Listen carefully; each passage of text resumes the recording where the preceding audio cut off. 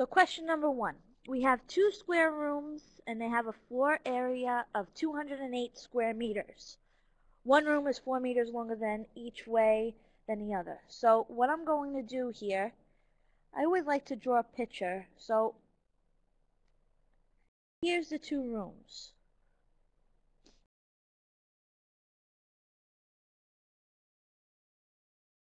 Here are our 2 rooms, okay? And they're supposed to be squares, you'll get the idea. So it says that the one room is 4 meters longer each way than the other. So I'm going to say that the larger square will be represented as x plus 4. The smaller square will be represented with a side of x. So the smaller room will have a side of x. The larger room will have a side of x plus 4. Now just remember that when you're dealing with a square, all of your sides are equal.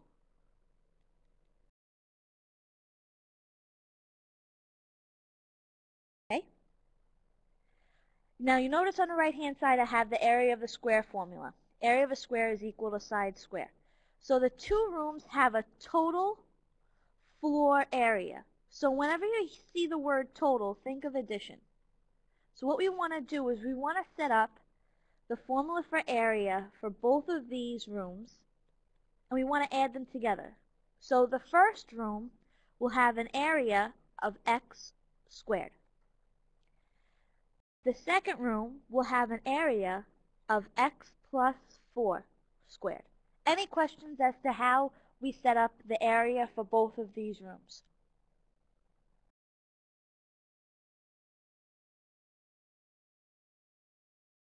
Alrighty, so because it says the total floor area, we want to add up both of these rooms, and we want to set it equal to 208. Now the reason why it's 208 is because it tells you in the question the total floor area of both of the rooms is 208. So let's solve for x. What I'm going to do here is I'm going to expand x plus 4 squared. So I'm going to write it out twice. 2 sets. Now from here what you want to do is the distributive property, or some people like to call it FOIL, and we want to distribute to get rid of parentheses.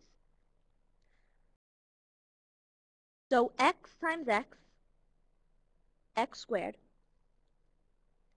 x times 4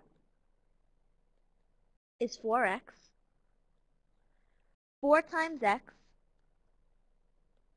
4x, and 4 times 4 will be 16. And this is equal to 208. Now from here what you want to do is you want to combine your like terms. So we have like terms here, and we have like terms here. So 208 is equal to, now x squared plus x squared is 2x squared. 4x plus 4x is 8x. And bring down the 16. Now I'm going to show you this work on the side here. X squared plus x squared. When you add up these two terms, you add up the coefficients in front of your variables. So the coefficients in front of x squared are 1 and 1. And 1 plus 1 is 2. The variables stay the same. Do not add your exponents. You're only adding the coefficients. Same thing with 4x plus 4x. You're only adding the coefficients 4. 4 plus 4 is 8, and the variable stays as it is. Any questions as to how I got the following equation?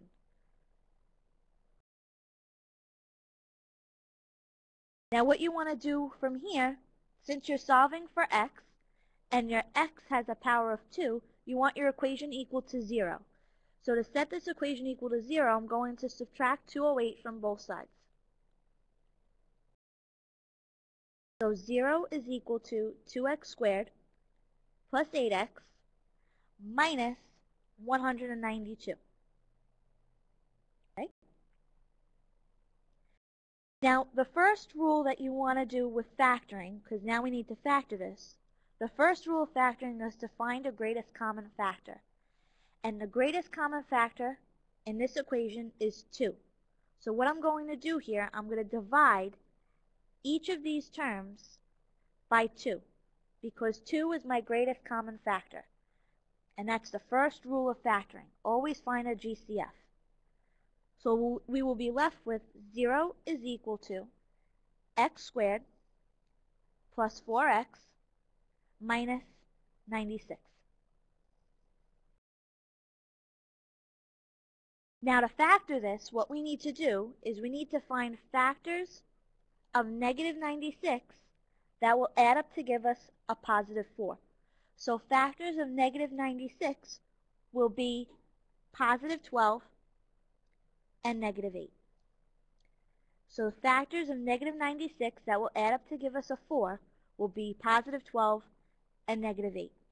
So we will have 0 is equal to, open up 2 sets of parentheses, factors of our first term, x squared, will be x and x. Now what we want to do is to take the 2 factors of negative 96 and put them inside of our parentheses. Now let's solve for x. X plus 12 is equal to 0. X minus 8 is equal to 0. Subtract 12 from both sides, and you'll be left with x is equal to negative 12. Now solve the other equation. Add 8 to both sides. X is equal to positive 8. Any questions as to how we got these two values for x? Now we have not answered our question yet. The question asks you, find the floor dimensions of each room. Now you're dealing with length. Because you're dealing with length, you reject your negative solution. So x is equal to negative 12 cannot be our solution. You want to use x is equal to 8. Because you're dealing with length, length can never be represented as a negative number. So as far as the question, find the floor dimensions of each room, the dimensions of our first box here, of our first room, will be an 8 by 8. The dimensions of our second room will be 8 plus 4. You got to substitute in for the value of x, which is 8. 8 plus 4. So the dimensions of this room will be 12 by 12. And those are your two solutions, 8 by 8 and 12 by 12. Are there any questions?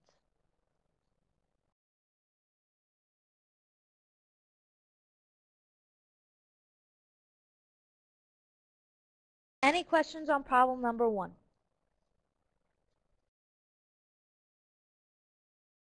I received a question that says, why did I divide by 2 here instead of factoring right away? Well, the first rule in factoring is to always find a GCF. It makes it much easier to take out a greatest common factor to, when you end up factoring with 2 sets of parentheses. So to make the factoring easier, you should always take out a GCF. By taking out the greatest common factor of 2, your coefficient now in front of your first term is 1, which you're able now to set up 2 sets of parentheses and to factor through.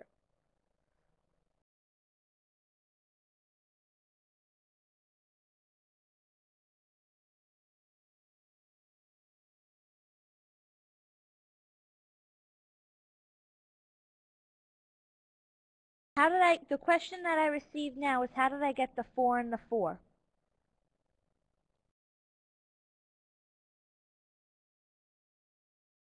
Oh, how did I get x plus 4 and x plus 4 as dimensions of the square?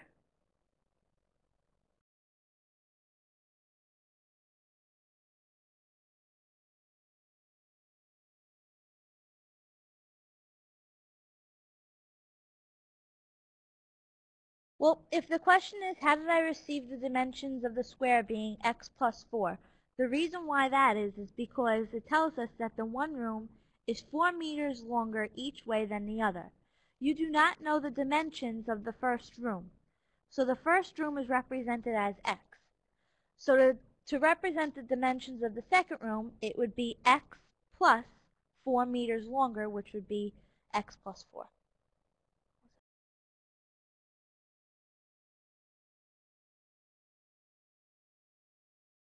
The question is how did I get 8 by 8 as the area for the first square? Well, 8 by 8 is not the area.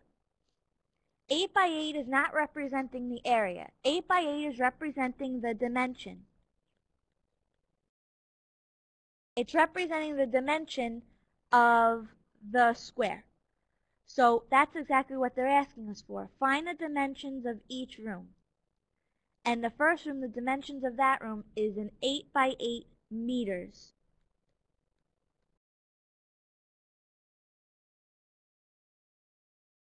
X is equal to 8, so I'm substituting the length 8 in for the value of x. Same thing for the second room.